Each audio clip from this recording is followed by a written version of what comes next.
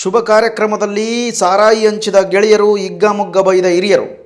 ಸುದ್ದಿ ಕನ್ನಡಿಗ ಯೂಟ್ಯೂಬ್ ಚಾನಲ್ಗೆ ಸ್ವಾಗತ, ಸುಸ್ವಾಗತ. ಇವತ್ತಿನ ವಿಷಯ ಏನಪ್ಪ ಅಂತಂದರೆ, ನಮ್ಮ ಮಂಗಳೂರು ಭಾಗದ ಅಥವಾ ನಮ್ಮ ದಕ್ಷಿಣ ಕನ್ನಡ ಜಿಲ್ಲೆಯಲ್ಲಿ ಯಾವುದೋ ಒಂದು ಶುಭ ಕಾರ್ಯಕ್ರಮದಲ್ಲಿ ಸಾರಾಯಿ ಹಂಚಿದಂತಹ ಗೆಳೆಯರು, ಅದನ್ನು ಕಂಡಂತಹ ಹಿರಿಯರು ಹಿಗ್ಗಾಮುಗ್ಗ ಬೈದಿದ್ದಾರೆ. ವಿಷಯ ಏನಪ್ಪ ಅಂತಂದರೆ, ಗೆಳೆಯರೆಲ್ಲರೂ ನಾವು ನೋಡಿರ್ತೀವಿ, ಎಲ್ಲ ಮದುವೆಗಳಲ್ಲೂ ಸಹ ನೋಡಿರ್ಬೋದು. ಕೆಲವೊಂದು ಮದುವೆಗಳಲ್ಲಿ ಬಟ್ಟೆಗಳನ್ನು ಹಂಚಿರ್ತೀವಿ, ಕೆಲವೊಂದು ಮದುವೆಗಳಲ್ಲಿ ಸ್ವೀಟನ್ನು ಹಂಚಿರ್ತೀವಿ, ಕೆಲವೊಂದು ಮದುವೆಗಳಲ್ಲಿ ಒಂದಷ್ಟು ದಾನ ಧರ್ಮಗಳನ್ನು ಮಾಡಿರ್ತೀವಿ.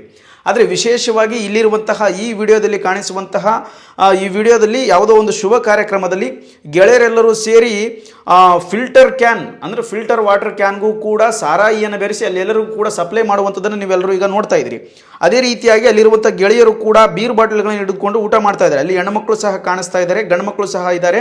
ಅಂದರೆ ಒಟ್ಟಾರೆಯಾಗಿ ಆ ಒಂದು ಶುಭ ಕಾರ್ಯಕ್ರಮದಲ್ಲಿ ಈ ರೀತಿಯಾಗಿ ಮಾಡಿರುವಂಥದ್ದು ಎಷ್ಟರ ಮಟ್ಟಿಗೆ ಸರಿ ಅನ್ನುವಂಥದ್ದು ಇವತ್ತು ಸೋಷಿಯಲ್ ಮೀಡಿಯಾಗಳಲ್ಲಿ ಚರ್ಚೆ ಆಗುತ್ತಿರುವಂಥದ್ದು. ಸೊ ದುಡ್ಡಿದ್ದಾಗ ಅಥವಾ ಗೆಳೆಯರು ಮೋಜು ಮಸ್ತಿಗಳು ಮಾಡಲೇಬೇಕೆಂದಾದಾಗ ಕುಟುಂಬಗಳನ್ನು ಹೊರತಾಗಿ ಮಾಡಿ ಅಥವಾ ಕುಟುಂಬಗಳನ್ನು ಒಂದಷ್ಟು ದೂರದ ಮಟ್ಟಿಗೆ ಮಾಡಿ ಹಿರಿಯರಿಗೆ ಗೌರವವನ್ನು ಕೊಡಿ.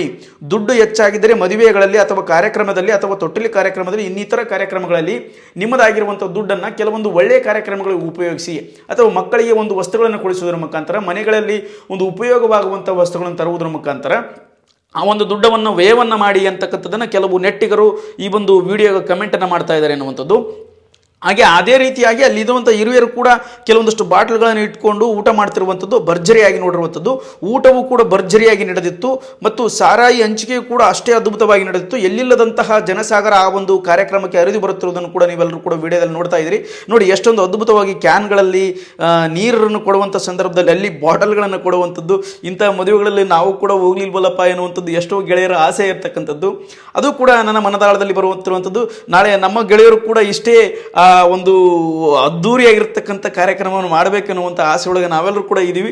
ನಮ್ಮ ಹಿರಿಯರು ಕೂಡ ಸಮ್ಮುಖದಲ್ಲಿ ಅವರ ಪರ್ಮಿಷನ್ ಏನಾದರೂ ಕೊಟ್ಟರೆ ಇದೇ ರೀತಿಯಾಗಿ ಮಾಡಬೇಕೆನ್ನುವಂಥದ್ದು ಕೂಡ ನಮ್ಮ ವಾದ.